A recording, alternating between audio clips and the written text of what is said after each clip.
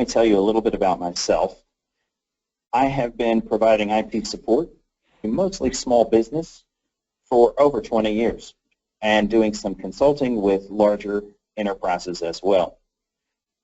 On the support side of things, I handle everything from hardware to operating systems to networking.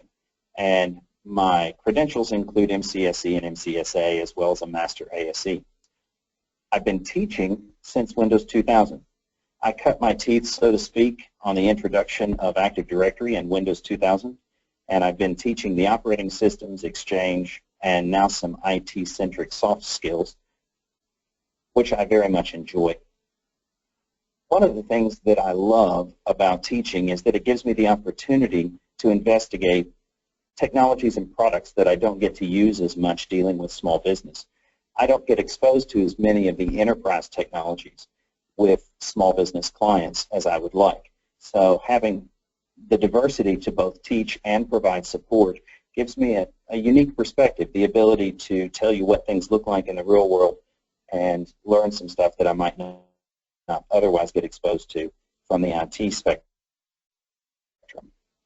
Here's an additional materials link for you, and I realize that if you don't have a pen handy that you may not get this written down quickly enough, so I've also included it as a footnote on the next couple of slides in case you miss it on this slide. There are currently 3 documents that are available as additional materials. There's an outline for the only Microsoft official curriculum course that's been released thus far for Server 2016. There's a link to a Microsoft Virtual Academy course that's free and available online from Microsoft Learning. And then there's a data sheet for Server 2016 that comes directly from Microsoft as well. You might find those documents to be of benefit, and I will try to add some additional content to that folder, so feel free to check back in a few days to see if there's anything new added to this OneDrive folder location. We're going to focus on 3 primary areas of Server 2016 today in our first look. The first of those is security. Security is always paramount with a server operating system, so we'll talk about what's new and different in Server 2016. Then we'll talk about software-defined data centers and Hyper-V. Microsoft has given us an interesting focus with Server 2016. They've brought to bear a lot of what they've learned by deploying and maintaining their Azure system and incorporated that into Server 2016. This gives us some incredible scaling capabilities. So we'll talk about how the face of the server operating system and the data center is going to change with the introduction of Server 2016. And then finally, we'll talk about application platform and management. Here we're going to look at some of the newest features that Microsoft has incorporated into 2016. Frequently we see that Microsoft evolves their technologies, so while you may see something new, it's based upon something that you're familiar with. There are a couple of things in this last part of the presentation that are totally new with Server 2016 and pretty exciting, so I can't wait to get to that part of the presentation. First, let's talk about security. What's new and different with regard to security in Server 2016? It's easily understandable that with our focus on the cloud, security has become even more important because some of our corporate resources are no longer behind the secured border of our local network. Microsoft has been wrestling with security and wrestling with security in the cloud and have brought a number of new technologies to bear that will improve security overall in the Windows systems. The first of these is Credential Guard. Credential Guard is a combination of both hardware and software. It's a way of protecting credentials using virtual machine type technologies, as well as things like the Trusted Platform module that segregates credentials away from direct access, even by the hardware. This helps us in preventing physical loss or theft of a device from resulting in credential exposure. There are also some more sophisticated methods that Microsoft uses with regard to Credential Guard to segregate and protect the user's credentials, and they're a little bit beyond what we have time to discuss today. That's true of most of these points that we'll talk about. There's a lot more than what we will discuss in this webinar today, just because of time constraints. There's also a new isolation in administration roles. This is very important because we're expanding our data centers and scaling out far more than we have in the past. It becomes important that we be able to isolate our administrator roles. We now have the ability to have our fabric administrators, the ones who define and maintain our physical hosts, for example. They can do their portion of the administration without having any access to, say, virtual machine content. Our storage administrators can administer our SANs and storage without needing to have access to networking or virtual machines. Now that we have this isolation of administrative roles, we can ensure that people have, even administrators, have only the required access to do what it is that they need to do. One of the hidden risks or dangers in virtualization is that it's easy enough for an administrator to copy off a VHD file and then mount it as a drive, thereby exposing all of that data. There are technologies that we will talk about built into Server 2016 that allow us to isolate and protect the VM data from, say, our fabric administrators that manage the hosts and the layer that provides resources to our virtuals. There's also this evolution of delegation called just enough and just in time administration. With this, we're allowed to granularly decide who has access, administrator access to what resources, and we can do this on a time-limited basis through workflows. So now we don't have to worry about or remember to go back and revoke someone's access a week from now when they're done with a particular project or task. We can use these new technologies that are built into Server 2016 to grant only the required permissions and have them automatically expire when they're no longer needed. That results in better security overall in our data centers because we don't have to worry about going back later and ensuring that we didn't forget to remove permissions that are no longer needed. Next, we'll talk about code integrity. Code integrity, it builds upon some of the existing technologies in Windows today. For example, the Secure Boot technology and BitLocker. With code integrity, we're using PKI and BitLocker technologies to make sure that our binaries don't change, that there's no part of the operating system or applications that are accessible or able to be modified maliciously. And these code integrity features can be deployed on both physicals as well as virtuals. So we have the ability to protect our physical hosts as well as the virtual machines running on those physical hosts. The code integrity portion does play into our ability to isolate administration as well, because now we have the ability to separately encrypt with BitLocker our VMs versus our physical machines so that administrators of physicals don't have access to virtuals and vice versa. Windows Defender continues to evolve, and it actively protects us from known malware. There's also a new technology called Control Flow Guard. This is one of those obvious times when Microsoft brought their experience with Azure to bear. What they learned from Azure is what normal traffic patterns look like. So they were able to develop some advanced heuristics in order to make it easier to determine when an attack is underway, even if the attack is for an unknown vulnerability. Because Microsoft has, on a large scale, been able to model what normal processing looks like, Control Flow Guard looks for abnormalities in that process, something that would indicate some type of breach or malicious software at play. And here's an illustration that is courtesy of Microsoft. We have, from the virtual machine side of things, shielded VMs. Here we are using BitLocker to encrypt the disk, but we also use BitLocker to encrypt the other related components of a VM. So with a shielded VM, we have the ability to make sure that no one but the VM administrator is allowed to administer that virtual machine. And there's no data leakage because in addition to using BitLocker to encrypt the actual virtual hard drive, the VHDX, we're also using BitLocker technology to encrypt the state files, the configuration files, even crash dumps that are stored for that VM.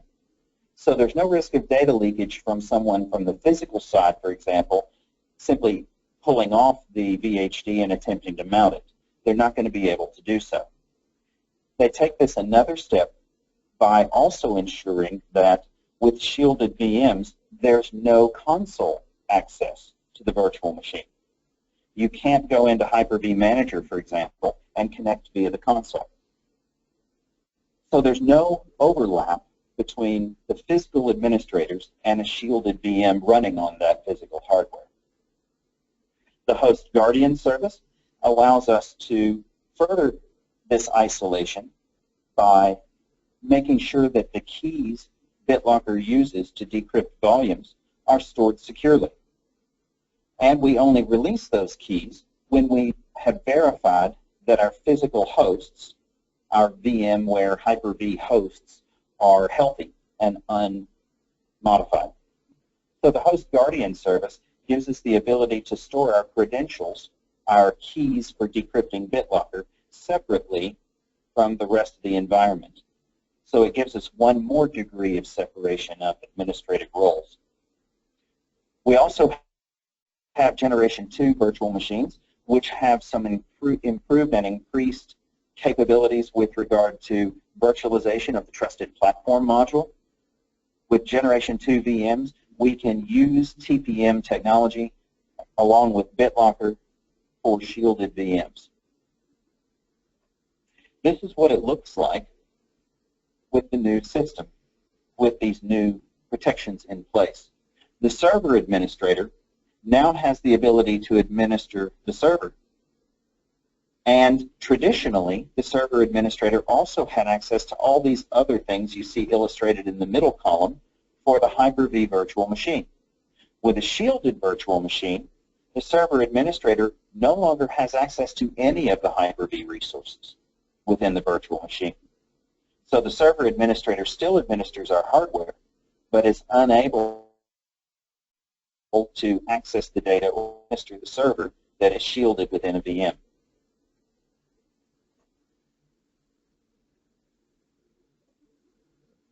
Now let's move on to some of the technologies that were incorporated into Server 2016 that were inspired by Azure. We've already talked about some of the Azure technology that's been incorporated into Server 2016, and here's some of the bigger influences and other technologies that came from Microsoft's experiences with Azure. The Azure influence has improved the security, as we've seen. It also has improved scalability and flexibility.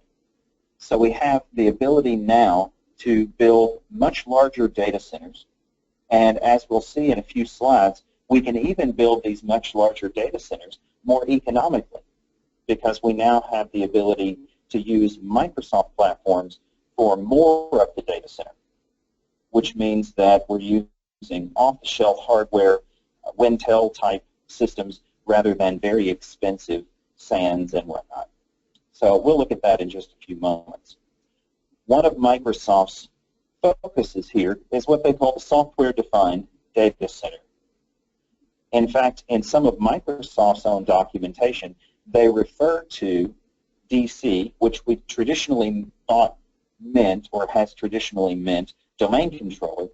The DC is now stands for the data center administrator. So the DC in terms going forward will mean something in greater scope than a domain controller. Now we're talking about data center administrators. Microsoft has moved towards the idea of virtualizing just about everything, or virtualizing anything. On Microsoft's Hyper-V platform, we can now have much more robust scaling, much more robust uptime and reliability. We can do, for example, rolling cluster upgrades, which allow us to take a server that's based on 2012 and migrate that cluster to 2016 without any downtime for our virtual machines. And there's a couple of different ways that Microsoft has allowed us to do that. We could either join new Server 2016 nodes to our cluster, or we could migrate existing 2012 or upgrade existing 2012 servers to 2016, all while shifting our workloads around so that no downtime is incurred. There's also Linux support in Hyper-V. And now we have the ability to do hot adds and removes for various types of components within Hyper-V as well. We can change our networking subsystem, our virtual NICs, for example. We can change our disk and storage without incurring any downtime whatsoever. The ability to hot add and remove is limited mostly by the guest operating system and whether or not it will allow you to see those resources without a reboot. Flexible workload placement means that Microsoft is focused on the ability to move our workloads around. One of the things that Microsoft has included in Server 2016, which we really don't have much time to discuss today because of its complexity, is the network controller. So if you're interested in Microsoft scaling with regard to networking, the network controller is a role service that you can install on Windows Server 2016 that allows you to essentially define software-based networks that are Hyper-V or Windows Server 2016 based. So now we can apply policies and use the same technology that Microsoft uses in the very scalable and large Microsoft Azure platform for data center networking. There's also the distributed firewall. So with the distributed firewall, the network controller, and the load balancer, these are all technologies taken directly from Azure, where Microsoft needed to be able to scale to a great degree. So with the distributed firewall, we now allow the networking fabric to determine who gets access to what. When our virtual machines move from one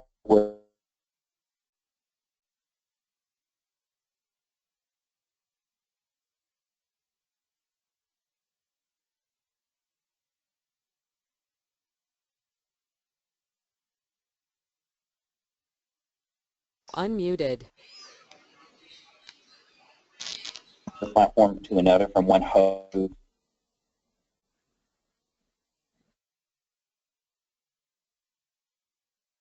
Unmuted. Muted. I'm back. I lost my connectivity to you for just a moment there. With these workload flexibility technologies, we're allowed to move things around and have all of the configuration that's required in order to allow the right access to the right workloads move with the virtual machine. The load balancer is a way of making highly available and responsive networking infrastructure to the virtual machines that require it. More Azure technology. In storage, we have made Microsoft has made some very important strides. They've given us the ability to provide high-performance storage at a fraction of the cost of traditional storage methods like SANs. One of the ways they've done this that's most important is Storage Spaces Direct.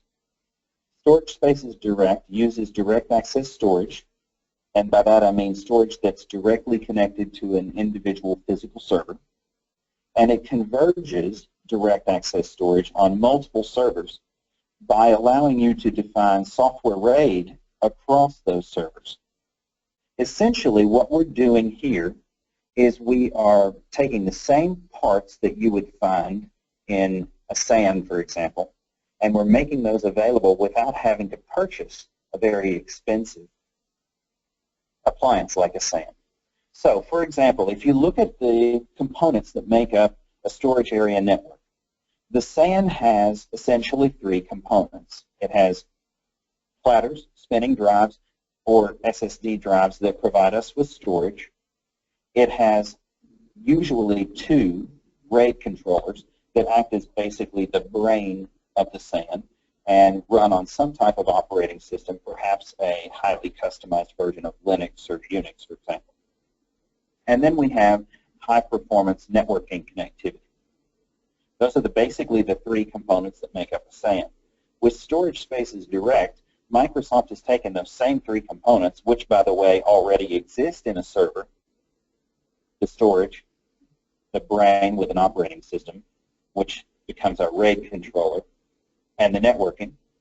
And it allows us to take these PCs, these physical boxes that are part of a cluster, and reallocate storage on those individual pieces of hardware into a pool of storage that we can then access through Storage Spaces Direct. So what we've done is essentially removed this very expensive storage that we have in our enterprises by replacing it with a system that already exists in our data center. If you have, say, 6 drives in a server, we might use 2 of those drives for mirrored copies of the operating system, and then the other 4 drives we would relegate to Storage Spaces Direct. That would give us a set of physical spindles that we can use for allocating storage through Storage Spaces Direct. That's pretty revolutionary because, as you know, SANs are very expensive. The more economical SAN would be an iSCSI-based SAN, but then you have the overhead of TCP/IP as our transport mechanism. So with iSCSI SANs, we have a lower cost, but we also have lower performance. Storage Spaces Direct is designed to compete with the higher level of a fiber channel SAN with regard to performance and scalability. As we scale out our servers, as we add more servers to a cluster, for example, then we can add more spindles to a Storage Spaces Direct set of volumes. There's also the ability to create storage replicas, and this allows us to create disaster recovery capabilities and business continuity capabilities from Spaces Direct. We can not only create RAID volumes that span physical hosts, as we do with Storage Spaces Direct, we can also create replicas without having to have, for example, multiple SANs of the same make and model so that we can do cluster replication.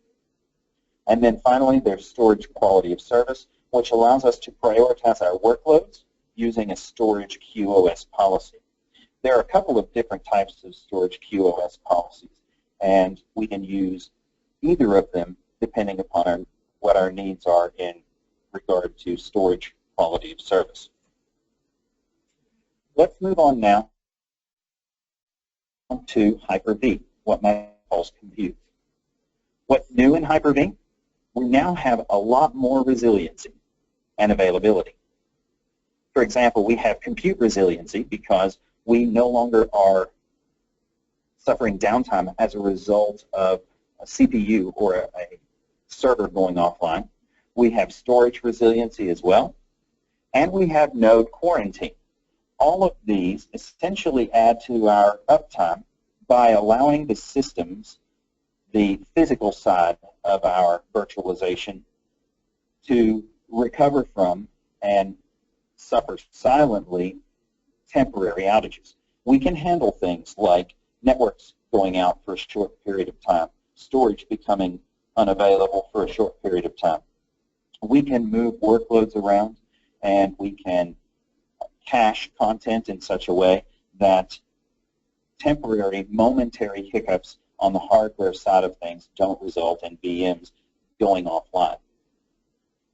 We also have the new shared VHDX, which gives us the ability to create virtualized storage that is shared amongst multiple virtual machines. Not only can we share this storage, and with the improvements that we've already talked about with regard to storage, we can also share this storage among multiple VMs. We can resize it, we can back it up, we can create replicas of it, all from a platform where downtime is largely a thing of the past. We can also hot add, mix, and memory, as long as, of course, the virtual machine is capable of recognizing those things. So now there's far less downtime and more uptime and availability in our data centers than there used to be. Rolling upgrades also contributes to being able to maintain our systems and even upgrade operating system versions without creating downtime. From an operational perspective, we have production checkpoints. Microsoft has historically said that checkpoints should not be used in production environments because of the risks associated with them. With Server 2016, Microsoft introduces production checkpoints. And they do this in a pretty cautious and conservative way. You now have the ability to checkpoint production systems, but when you do, they're checkpointed using VSS. The Volume Shadow Copy Service allows the checkpoint to occur in a powered down state. So we know that we have a consistent checkpoint. It also means that should we need to use that checkpoint and revert to it, then we would have to then power the machine on afterwards. So the production checkpoints are not perfect in terms of their ability to provide zero downtime, but they are now stable and robust enough that they're considered to be production checkpoints. Of course, standard checkpoints are also still available, which are safe state checkpoints and don't require power downs. PowerShell Direct is also new and interesting technology. With PowerShell Direct, we have allowed our hosts to communicate using PowerShell with our virtual machines. So PowerShell Direct is a way of using PowerShell that doesn't depend upon the network layer being configured or remote management being configured. It's limited to host to VM communications. So there's less exposure. And of course, if you have a shielded VM, then PowerShell Direct is not an option at all. The Resilient File System, REFS, now has some interesting new capabilities with regard to virtual hard drive files, VHDX files, and operations regarding VHDXs. We can now do things very, very quickly, in fact, almost instantaneously, with the REFS regarding VHDs. We can do things like merge VHDs and apply checkpoints almost instantaneously because of the improvements made in the Resilient File System. Microsoft introduced the Resilient File System prior to Windows Server 2016, but it's kind of grown up in Server 2016 in the sense that it's now the operating system, or excuse me, the file system of choice for storage that's used for VHDs. There are some other advantages to the Resilient File System as well, like the ability, well, I'll get to that in just a moment. Shared VHDXs, let's talk about those for a moment. One of the advantages of using a shared VHDX is that our underlying storage is hidden from our virtuals. So now we don't have to worry about the complexities of storage. In the old days, you might say, we had a hardware RAID controller, and we needed a significant skill set in order to carve up and design our storage. With shared VHDXs, we now can simply provision our storage, allow Windows to make sure that all of the necessary requirements with regard to redundancy and parity are handled automatically by the operating system. Our shared VHDX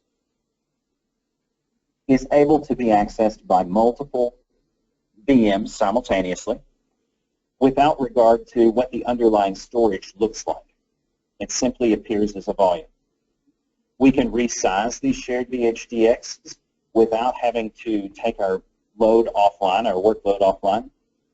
And we can create replicas and do host level backups of these shared VHDXs as well. Memory management. There is static RAM, which we can reserve for exclusive use of a virtual machine. There's the ability to resize runtime, which means changing the amount of RAM, either increasing it or decreasing it without the VM being offline or having downtime. And dynamic memory gives us the ability to reallocate RAM between running VMs. So if our load changes, then we can reallocate RAM from one VM to another without causing downtime for either of the VMs. Network management improvements include our ability to provision virtual NICs on our running VMs without any downtime. This is possible with Generation 2 virtual machines. We can also add and remove virtual NICs with Windows or Linux guests.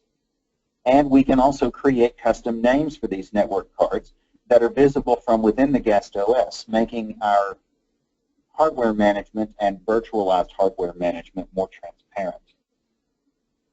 From the operational front, the production give us some additional capabilities. We've talked about them already, and we've talked about the most important point at the bottom of the slide, which is that VSS is used for production checkpoints, which means that the snapshots are of a powered-off VM, even though they're taken while the virtual machine is running. Standard checkpoints that we've had in prior versions of Hyper-V use the Sage state data, which means that it's a checkpoint of a running virtual machine. PowerShell Direct gives us that capability for connecting between a host and a virtual machine, even if you haven't configured PowerShell remoting or even defined network connectivity. And the important limitation here is that it is only usable and accessible for a guest VM running on a particular host. There's no true network access using PowerShell Direct. It's only between the host and the virtual machine. Here's the REFS detail we were talking about a moment ago. The ability to recover more quickly from corruption is provided by REFS, as well as being resilient to power outages and having lost access to storage unexpectedly.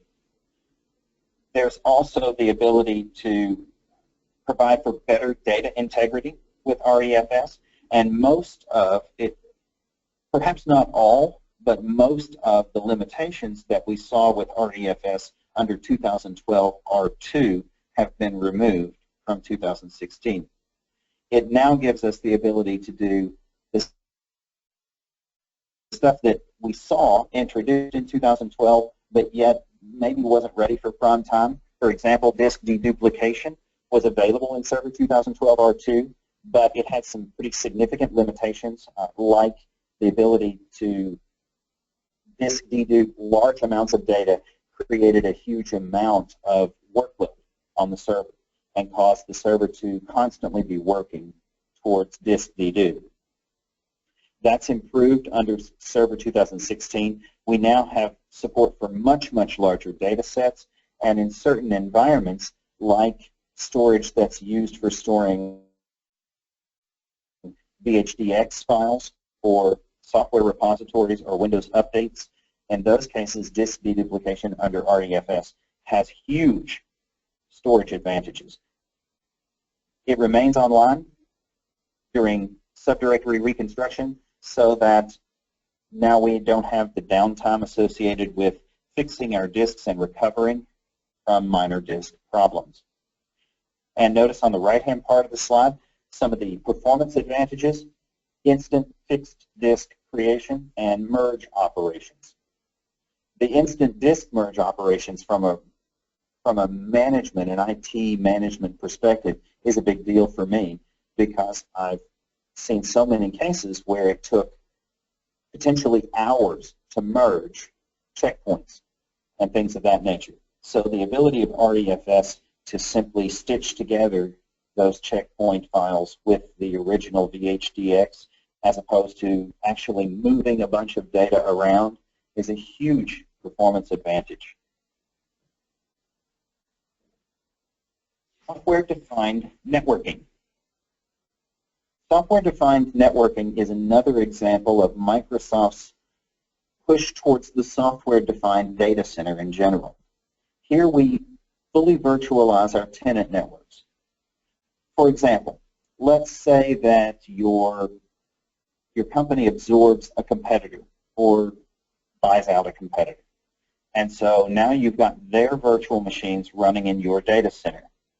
Even if those virtual machines have overlapping subnets, because of our fully virtualized tenant networks, they still can communicate in our data centers without a bunch of re-IPing. So our tenant networks are fully virtualized so that even when they do have overlapping subnets on the virtual side of things, VMware can handle that. Hyper-V can handle that. VMs are now completely mobile within a data center as a result. We can live migrate even between physical subnets that are connected within the data center. And bandwidth maximization is done within a vSwitch without worrying about teaming on the part of the physical or the virtual. Our vSwitches, we simply allocate resources to the vSwitches and let them work and worry about how to provide access to our storage, our clustering communications, our production networks, etc. That means that so much of our network sophistication and all of that spaghetti of wires that we used to have in having 6 or 8 or 12 NICs in a particular physical server, we can now have just a couple of NICs in those same servers, although they would need to be faster NICs. We could get by with, say, 2 10 gigabit Ethernet NICs as opposed to 12 NICs that are carved up so that we have a certain number available for storage, a certain number available for clustering, a certain number available for physical access to the production network. We also have some big performance improvements with regard to SMB version 3. Explaining much about that touches on some material that we don't have time to cover. So let's just say that SMB version 3 gives us some performance that rivals, if not bests, fiber channel SANs. So now we have, with this converged networking, fewer cables and less complexity, even fewer NICs in our servers, in our physicals. Our VMs connect to the vSwitch and don't need to worry about things like NIC teaming and cabling and VLANs. All of that is handled automatically by the vSwitch. And there's no need to define separate NICs for our different types of communication, management, storage, etc. Storage Spaces Direct gives us the ability, as we previously discussed, to aggregate direct attached storage so that there is the ability to create a SAN-like environment without actually sharing any of the specific hardware between nodes. The Storage Spaces Direct handles the controller level access to all those individual spindles. Moving on to pretty much the last section of our presentation, we'll start with containers. For those of you with a Linux or Unix background, containers are not new to you. They've been around in the Linux environment for a number of years. So for those of us that are Windows-centric, like me, let's talk about what this is and how it differs from the days of old. Physical servers gave us an isolation level that was based upon hardware. With physical servers, if we needed to isolate workloads, then we simply bought an additional server and deployed it. With virtual servers, we now isolate within the VM, so we have operating system isolation. We might have multiple operating systems running virtually on a single Hyper-V server. And then finally, the new container gives us application isolation. It gives us an isolated runtime environment for our hosted applications. Why would we use them? Well, they're quick to update, they boot quickly, they deploy quickly, and you can update and roll them back quickly. Basically, with containers, we're allowed to create a new version of a container on demand. So if we update an application that's run from within a container, and we find that, well, first we would deploy that update, and then we would save that new container, the new version of the container. If we find that there's any problem with this new version, then we can, within a matter of seconds or minutes, roll back to a prior version of the container and have it up and running. There's also the ability to scale very rapidly. If we are using a container, for example, on a web server, then we can simply add containers as our load goes up and remove containers as the load decreases. So now we have the ability to scale on demand using only the resources necessary. Containers give us the ability to be very agile and flexible. When do we use them? Containers are best for compute-intensive applications. They work well for things that handle distributed computing, like web server environments, for example. And they work well for task-based workloads. They're meant to be disposable, which means that you don't want to try to use a container for something that requires storage of a significant amount of internal data or data that needs to be stored over long periods of time. Containers are meant to be scaled out or added as needed and destroyed when they're no longer needed. The container runtime component is the server OS and environmental framework. Microsoft includes two of these, the Windows Server container and the Hyper-V container.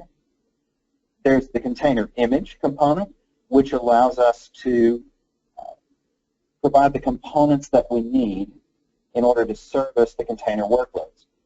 In other words, the container image is the container that runs. It's provided by the image repository, which is where we store our container images so that we can deploy them whenever needed. For those Linux administrators among us, Microsoft now fully supports Docker functionality, which is a tool that's been used by Linux and their use of containers for a long time in providing manageability for containers. Containers will run on Server Core as well as the new Nano Server. So Nano Server is a great choice for containers because we're running something small and agile on an operating system that's small and agile. Finally, let's talk about Nano Server. To my way of thinking as an administrator, Nano Server is one of the more important developments in Windows Server 2016. So if you've stuck with me now for the last 50 minutes, then your reward is that we get to talk about one of the greatest things that I think has been introduced in Windows Server 2016 here at the tail end. It provides us with just enough server. So Nano Server is an incredible technology that allows us to focus on dense, fast, light, and secure infrastructure. It provides us with a core OS plus optional deployment modules that allow us to use Nano Server for specific purposes, such as providing web services or Hyper-V, hosting Hyper-V, or DNS, for example. Nano Server is what Microsoft calls the future of Windows Server operating systems.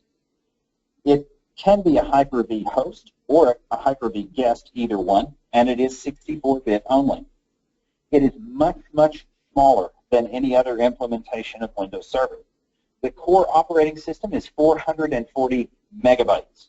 This compares to, say, a full-blown installation of Server 2016, which is actually 8 to 10 gigabytes, or even Server Core is 5 gigabytes. So you can imagine how small and lightweight Nano Server is. It boots very, very quickly. 2.5 seconds is reasonable. And because it has so few components, there's a lot less patches or reboots. But if you did have to reboot, then that too is no big deal because you're back in production in literally under 15 seconds. In fact, I installed a Nano Server, and so I can show that to you. This is a virtual machine with a Nano Server. It is currently turned off. I'll power it on, and you'll see how quickly it boots to a minimalist interface. Nano Server does not have any of, okay, we're ready. NanoServer does not have any of the GUI components necessary for management. So with NanoServer, we now have the ability to create very small and lightweight servers that are managed centrally but remotely. So if I were to log into this NanoServer, then you would see, if I type the password right anyway,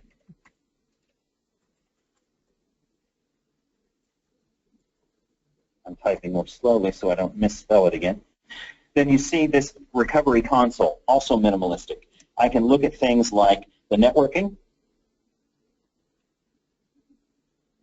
but that's about it. The recovery console is not designed for administration of the server. It's simply designed as a way of getting you in there, providing networking subsystem and enough access so that remote management can take place.